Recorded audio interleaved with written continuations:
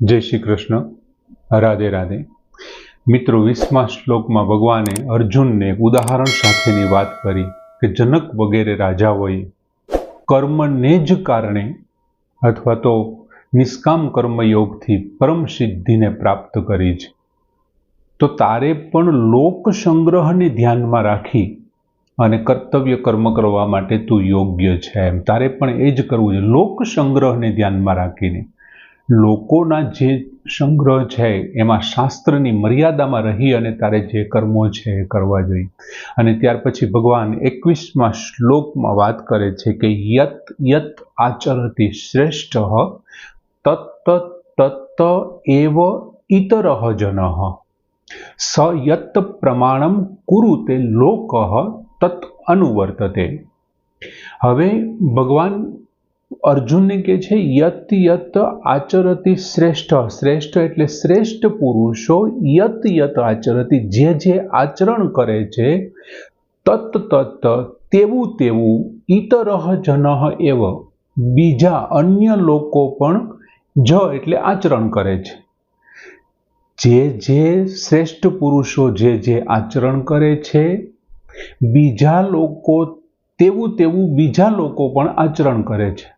સ યત પ્રમાણમ કુરુતે, સ એટલે તે એટલે કે આ શ્રેષ્ઠ પુરુષ, યત પ્રમાણમ કુરુતે જે પ્રમાણભૂત કરે છે, પ્રમાણ કરે છે, લોકઃ તદ અનુવર્તતે લોક સમુદાય તેને અનુસરે છે. આ શ્રેષ્ઠ પુરુષો જે પ્રમાણ આપે છે ને, લોકો તેને અનુસરે છે. એક તો શ્રેષ્ઠ પુરુષો જેવું આચરણ કરે છે, બીજા બધા લોકો તેવું અનુસરે છે એમને. અને આ જે શ્રેષ્ઠ પુરુષો જે પ્રમાણ કરે છે, પ્રમાણ આપે છે, લોક સમુદાય તેને અનુસરે છે. હવે શ્રેષ્ઠ પુરુષ, આપણને એમ થાય કે શ્રેષ્ઠ પુરુષ જે આચરણ કરે છે તેવું બીજા લોકો, તો શ્રેષ્ઠ પુરુષ ખરેખર ગણવો કોને? તો કે સંસાર અને સ્વયંને તત્વથી જે જાણે ને એનું નામ શ્રેષ્ઠ પુરુષ. આ સંસાર છે અને આ સ્વયં છે, આત્મા છે. આ સંસારના બધા જ લક્ષણો અનિત્ય છે, નાશી છે, જન્મા છે, અને આ અવિનાશી છે, અજન્મા છે, આદિ મધ્ય અને અંતમાં રહેવા વાળો છે, અમર છે. એવું જે તત્વથી જાણે, જે સાચા અર્થમાં જે છે તેમનું તે જ રીતે જાણે ને તેનું નામ શ્રેષ્ઠ પુરુષ.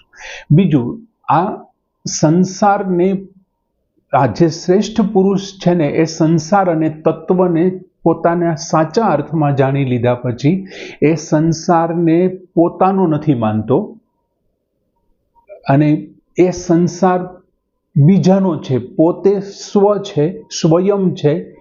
આ સંસાર અલગ છે તો એ અલગ છે એમને એ ક્યારેય પોતાનો માનતો નથી.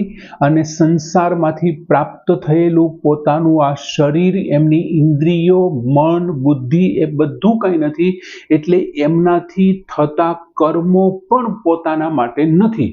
એટલું બધું આ શ્રેષ્ઠ પુરુષ ધ્યાન રાખે છે કે પોતાના જે સારા સારા ગુણ છે, દાખલા તરીકે એમનું જ્ઞાન છે, એમનું તપ છે, એમની સાધના છે, એ પણ એ નથી હું જ્ઞાની છું, હું ત્યાગી છું, હું સાધક છું, આવું પણ ક્યારેય કહીને પોતાના અહંકારને પોષતો નથી. કેમ કે ગુણને અને આવી બાબતોને કહેવાથી આમાં થાય છે શું? તો કે વ્યક્તિત્વ તત્વ જે છે ને એ તત્વને પુષ્ટિ મળે છે, એમ પુષ્ટ થાય છે અને એમાંથી અહંકાર જન્મે છે. અને ભગવાન એ ના પાડે છે વિતરાગ ભય ક્રોધ, અહંકાર બહંકાર બધું છોડી દેવું પડે. એટલા માટે શ્રેષ્ઠ પુરુષ સંસારની સેવા કરે છે.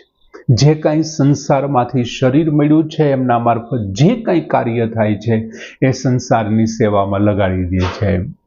સંસારમાંથી મળેલી બધી જ વસ્તુ સંસાર માટે વાપરે તો ઠીક છે, જો ન વાપરે ને તો ભગવાન એમ કહે છે કે એવો વ્યક્તિ ચોર છે. તો આપણે યાદ કરો, ભગવાને 3જા અધ્યાયના 12મા શ્લોકમાં વાત કરી હતી કે તને આ યજ્ઞથી પુષ્કળ પ્રમાણમાંની તમને જરૂરિયાત પ્રમાણે ઈચ્છિત સામગ્રી પ્રાપ્ત થશે.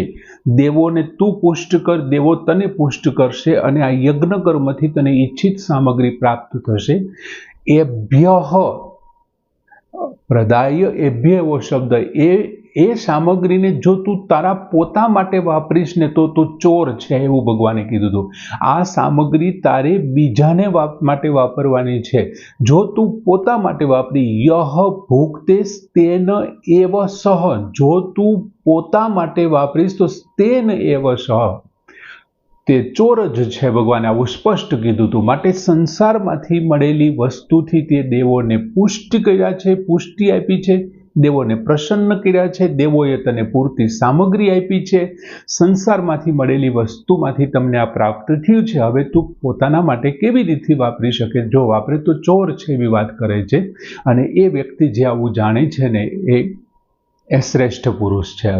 હવે સંસારમાં ખરેખર જે શ્રેષ્ઠ પુરુષ છે ને એનો ભાવ છે ને આપવાનો હોય છે. સંસારમાં જ્યારે આપવાનો ભાવ હોય છે ને ત્યારે એ ભાવથી એકતા સ્થપાય છે. તમે સંસારના લોકોને જ્યારે આપો છો ત્યારે એકતા સ્થપાય છે, અને જ્યારે તમે લઈ લેવાની કોઈ ભાવના રાખો છો ને ત્યારે ત્યાં સંઘર્ષ પેદા થાય છે. અને શ્રેષ્ઠ પુરુષમાં લેવાનો ભાવ હોતો જ નથી. એમને જે વસ્તુ મળી છે ને એ પણ એ બીજા માટે વાપરે છે. તો સંસારમાંથી લેવાનો ભાવ ક્યાંથી હોઈ શકે? એ પોતાની બુદ્ધિ પણ એ બીજા માટે વાપરે છે. એટલે ખરેખર શ્રેષ્ઠ પુરુષને એક રીતે જોઈએ ને તો બે પ્રકાર પાડી શકે. એક અવધૂત શ્રેષ્ઠ, એવો અવધૂત કોટીના જે છે તે, અને બીજો છે આચાર્ય કોટીના તે. હવે જે અવધૂત કોટીના શ્રેષ્ઠ પુરુષો છે એ માત્ર અવધૂતોને માટે જ આદર્શ રૂપ હોય છે. અને અહીં જે બીજાનું વર્ણન કર્યું છે ને એ જે બીજા છે તેમના જે આચરણ છે અને જે શાસ્ત્ર મર્યાદાને અનુકૂળ જે આચરણો હોય છે તે એમના આચરણો છે ને આખા સંસારને માટે આદર્શ બની જાય છે. કેમ કે તે કોઈના ઉપર પ્રભાવ પાડવા માટે કોઈ કાર્ય નથી કરતા, પણ બીજાના માટે કાર્ય કરવું એ તેમનો સ્વભાવ હોય છે. અને પ્રભાવ કરતા સ્વભાવ છે ને ચડિયાતો છે.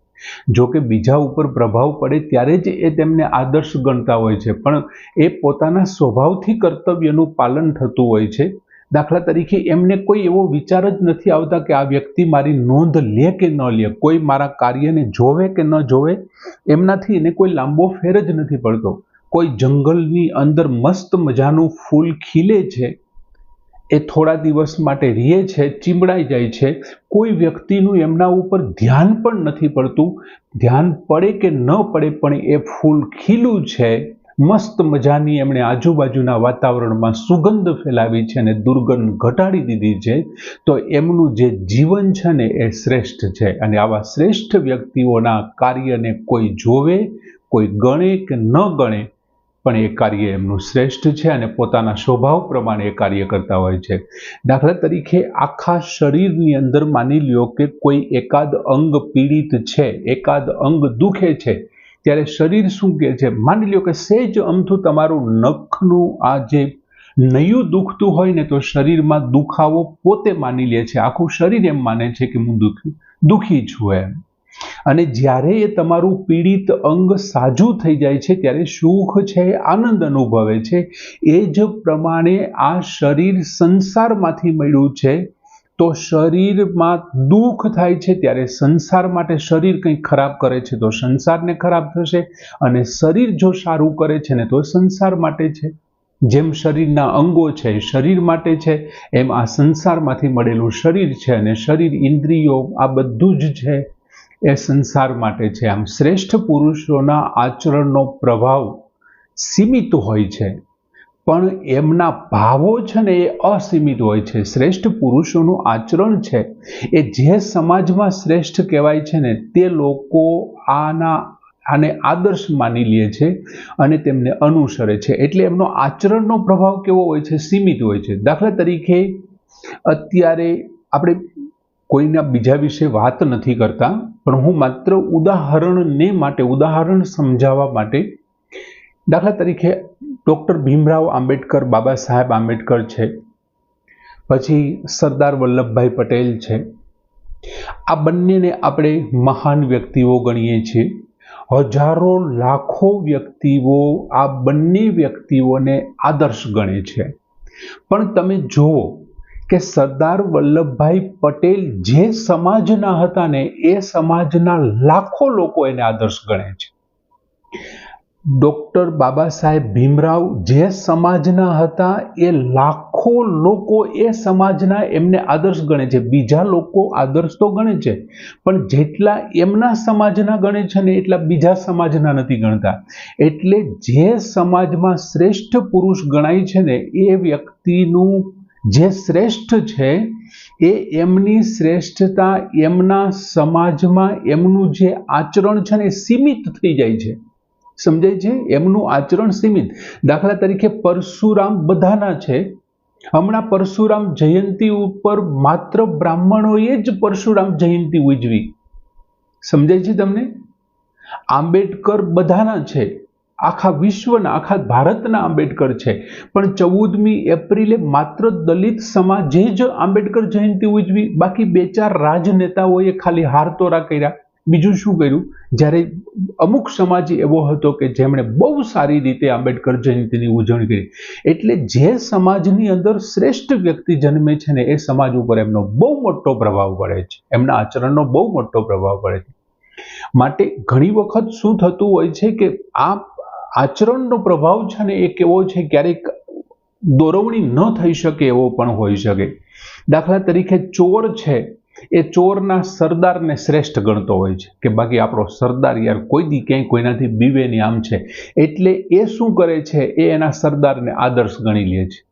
કોઈ અબજોપતિ અવળા માર્ગેથી પૈસા કમાઈને અબજોપતિ થયો છે ને ત્યારે એમના કુટુંબના એની જ્ઞાતિમાં એ થોડું ઘણું દાન ને એવું કરતો હોય, મોટી મોટી ગાડીઓ જાહો જલાલી ભોગવતો હોય, એટલે એમના સમાજના ઘણા લોકો એમને આદર્શ ગણતા હોય કે આ માર્ગેથી આપણે પૈસા કમાઈ શકીએ, જેમ આપણો ભાઈ કમાણો છે. ચોર છે એમના સરદારને આદર્શ ગણે, અબજોપતિને અમુક લોકો આદર્શ ગણે, કોઈ જુગારી છે જુગારના અઠંગ ખેલાડીને આદર્શ ગણે. જો આમને આમ થશે તો શું થશે? સમાજની અંદર બુરાઈ ફેલાઈ જશે અને ન કરવાના કામો છે એ માટે વધી જશે. માટે જે ખરેખર આદર્શ માટે છે, અધ્યાપક છે, ગુરુ છે, નેતા, એમાં ખાસ કરીને ધાર્મિક નેતા જે હોય છે, તમે વિચાર તો કરો, આપણે ભારતની અંદર કોઈ એક ધાર્મિક નેતાએ અથવા એક કોઈ કથાકારે એવું નક્કી કર્યું કે ભાઈ હું અહીં ખભા ઉપર શાલ રાખીશ અથવા દાઢી રાખીશ, તો એ કથાકારોનો એક આદર્શ બની ગયો. અત્યારે 100માંથી 99 કથાકાર છે એ પ્રમાણેની દાઢી રાખે છે અને ખભે શાલ રાખે છે. મૂળ કથાકારને એવું કરવાનું કારણ શું છે એ ખબર નહીં, અથવા એમનું કારણ કદાચ બીજું પણ હોઈ શકે. પણ આ જે આંધળું અનુકરણ અને આદર્શ છે ને એ બેમાં ઘણો બધો ફેર છે. મારે એ કહેવા માટે હું આ બધા ઉદાહરણ આપું છું. જે હોય તે પણ ગુરુ છે, અધ્યાપક છે, રાજનેતા છે, વ્યાખ્યાનકાર છે, આવા લોકોએ ખૂબ સાવધાની રાખવી જોઈએ. તમારા કોઈ એકાદ વર્તન, એકાદ કોઈ તમારો આદર્શ, એકાદ કોઈ શબ્દને આધારે જો કોઈ કંઈ આડાવરું થશે તો શું થશે? એ બગડી જશે. એ કદાચ સમાજમાં અંધાધૂંધી ફેલાવી દેશે. બીજી પંક્તિમાં કહે છે કે યત પ્રમાણમ કુરુતે લોક તત અનુવર્તતે. એ જે પ્રમાણ કરે છે, હવે એ જે પ્રમાણ કરે છે ને લોકો તેને અનુસરે. હવે આપણને એક વખત એ વાત કરી ભગવાને કે એમના આચરણ કર્યું તો એ બીજા લોકો એને આદર્શ તરીકે યત યત આચરતી શ્રેષ્ઠ તત તત ઇતરહ જન.